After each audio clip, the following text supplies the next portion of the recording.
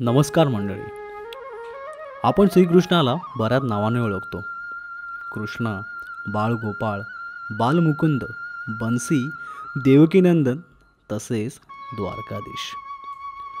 मी समीर कांबळे आज घेऊन आलोय कृष्ण द्वारकाधीश असतानाची त्याच्या घनिष्ठ मैत्रीची एक गोष्ट.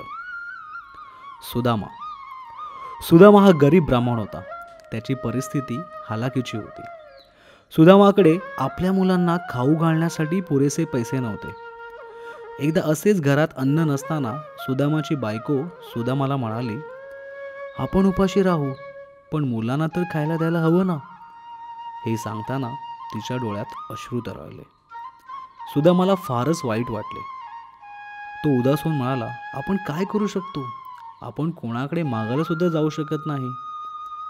तेव्हा पत्नी सुदामाला म्हणाली, तुम्ही तुमचा मित्र कृष्णाविषयी पुष्कळ वेळा बोललात. त्याच्याशी तुमची खूप मैत्री आहे असं तुम्ही म्हणता. आता तर तो द्वारकेचा राजा आहे. तुम्ही तिथे का जात नाही? तिथे तुम्हाला काही मागायची सुद्धा गरज लागणार नाही. सुदामाला बायकोचा मुद्दा समजला, पण सुदामाला ते पटत नव्हते. त्याला कृष्णाला भेटायचे होते, पण असं काही मागण्यासाठी नाही. पण बायकोपुढे आणि त्यांच्या परिस्थितीपुढे सुदामाने द्वारकेला जाण्याचे ठरवले आणि बायकोला म्हणाला, ठीक आहे, मी कृष्णाकडे जाईन, पण त्याच्यासाठी काय घेऊन जाऊ? सुदामा द्वारकेला जायला तयार झाल्याचे ऐकून त्याची पत्नी खूपच खुश झाली आणि लगेचच शेजारून पोहे आणले आणि ते एका फाटक्या कपड्यात बांधून सुदामाला दिले. त्यांनी शांतपणे ते आपल्या गाठोड्यात ठेवले व ते गाठोडं घेऊन सुदामा द्वारकेला निघाला. पूर्ण रस्त्यात तो विचार करत होता, कृष्ण आता मथुरीचा ग्वाला नाही ना, फक्त गुरुकुलचा माझा मित्र राहिला आहे. आता तर तो द्वारकेचा राजा आहे, द्वारकाधीश आहे. त्यात मी इतक्या वर्षांनी त्याला भेटणार, तर तो मला ओळखेल का? अशा सगळ्या प्रश्नाचा ढीग मनात घेऊन तो शेवटी द्वारका नगरीजवळ पोहोचला. द्वारका पाहून सुदामा स्तब्ध झाला. संपूर्ण शहर सोन्याचे होते. तिथली लोक खूप आनंदात होते. सगळ्यांकडे चौकशी करत करत शेवटी सुदामा कृष्णाच्या महालाजवळ पोहोचला. द्वारपालाने ऋषीप्रमाणे दिसणाऱ्या सुदामाला विचारले, अरे ते काय काम आहे तुझे? सुदामा म्हणाला, मला कृष्णाला, द्वारकाधीशला भेटायचं आहे. तो माझा मित्र आहे. आज जाऊन सांगा की सुदामा तुम्हाला भेटायला आला आहे. हे ऐकताच सुदामाकडे पाहून, त्याचे कपडे पाहून द्वारपाल त्याच्यावर हसला. उदास होऊन पडता चेहरा घेऊन सुदामा बाहेरच्या दिशेला जाऊ लागला. पण द्वारपालने शेवटी जाऊन कृष्णाला सांगितले की तुम्हाला भेटायला कोणीतरी एक ऋषी आले आहे आणि नाव सुदामा म्हणून सांगत आहे. सुदामाचे नाव ऐकून कृष्ण उभा राहिला आणि सुदामाला भेटायला धावला. सगळे आश्चर्याने बघत होते, कुठे राजा आणि कुठे हा ऋषी? महालात सगळीकडे कुजबूज सुरू झाली. सुदामा महालातून बाहेरच्या दिशेने चालत होता. तेवढ्यात कृष्णाने आवाज दिला, सुदामा. आपल्या मित्राचा आवाज ऐकून सुदामा तिथेच थांबला. त्याने मागे वळून पाहिले तर कृष्ण उभा होता. कृष्णा स्वतः त्याला बोलवायला आलेला पाहून सुदामाच्या डोळ्यात आनंद अश्रू तरळले. कृष्ण सुदामाला राजवाड्यात घेऊन गेला. दोघांनी गप्पा मारायला सुरुवात केली. सांदीपनी ऋषींच्या गुरुकुलाच्या दिवसांच्या आठवणींना उजाळा दिला. इतक्या वर्षांनी भेटून गप्पा मारून दोघं खूप आनंदात होते.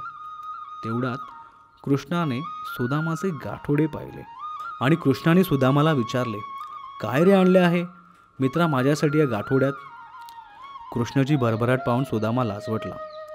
एवढा मोठा द्वारकेचा राजा आणि आपण त्याला पोह्याची एक साधी पोटली देणार? म्हणून सुदामाने गाठोड्यातल्या पोह्याची पोटली लपवायला सुरुवात केली. पण कृष्णाने गाठोडं ओढलं आणि त्यातून पोहे काढले आणि आनंदाने मूठ भरून भरून खायला सुरुवात केली आणि म्हणाला, अमृतासारखी चव अजून मला कशात सापडली नाही. कृष्णाने सुदामाला आसनावर बसवले. नंतर स्वतः त्याचे पायही धुतले. नंतर दोघे जेवायला बसले. सोन्याच्या ताटात उत्तम जेवण देण्यात आले. इतकं सगळं मान सन्मान पाहून कृष्णाच्या मनातील त्याच्याबद्दलचा आदर पाहून सुदामाचे हृदय भरवून आले. सगळं आटपल्यावर निवांत बसले असताना अचानक कृष्णाने सुदामाला विचारले, घरी कसे आहेत सगळे? यावर मुलांना घरी पोटभर जेवणही मिळत नाही हे त्याला आठवलं आणि सुदामा शांत राहिला. कृष्णाच्या हट्टापायी सुदामा तेथे 2 दिवस राहिला. तो कृष्णाकडून काही मागू शकत नव्हता. त्याची त्याला लाज वाटत होती. 2 दिवस निघून गेले. 3ऱ्या दिवशी सुदामा घरी जायला निघाला. कृष्णाने सुदामाला घट्ट अशी मिठी मारली आणि तिथून सुदामा निघाला. पण त्याला एक प्रश्न सतावत होता. बायको घरी विचारेल, काय आणलं तुम्ही? तर मी उत्तर तरी काय देऊ? सुदामा घरी पोहोचला आणि तो आश्चर्यचकित झाला. तिथे त्याची झोपडी त्याला दिसलीच नाही. तेवढ्यात त्याची पत्नी एका सुंदर घरातून बाहेर आली. मुलांनी सुंदर सुंदर कपडे घातले होते आणि पत्नी सुदामाला म्हणाली, कृष्णाचे मोठेपण तरी बघा. द्वारकेहून काही लोक आले. काही दिवसातच हे सुंदर घर बांधून गेले. सुंदर वस्त्र, दागिने आणि भरपूर धनसुद्धा देऊन गेले. तुम्ही हे सगळं कृष्णाकडे मागितलं ना आमच्यासाठी? आता आपली गरिबी दूर झाली. कृष्णाने आपले सर्व दुःख दूर केले असं म्हणून पत्नी शांत झाली आणि सुदामा मनातल्या मनात खुश झाला. एका मित्राने काही न बोलता आपल्या मित्राच्या मनातलं दुःख जाणलं होतं आणि ते जाणवू न देता ते दूर पण केलं होतं. सुदामाला कृष्णाचे प्रेम आठवले आणि त्याच्या डोळ्यात आनंदाश्रू तरळले. मित्रांनो, कृष्ण आणि सुदामाचे प्रेम म्हणजे खरं मित्रप्रेम. खऱ्या प्रेमात लहान मोठं दिसत नाही आणि श्रीमंत किंवा गरीबही दिसत नाही. त्यामुळेच इतका युगानंतरही कृष्ण आणि सुदामा यांची मैत्री खऱ्या मित्रप्रेमाचे प्रतीक म्हणून जगाला आठवते. तुम्हाला ही कथा कशी वाटली आम्हाला कमेंट करून नक्की सांगा आणि आमच्या यूट्यूब चॅनेलला सबस्क्राईब करा आणि व्हिडिओला शेअर करा. धन्यवाद.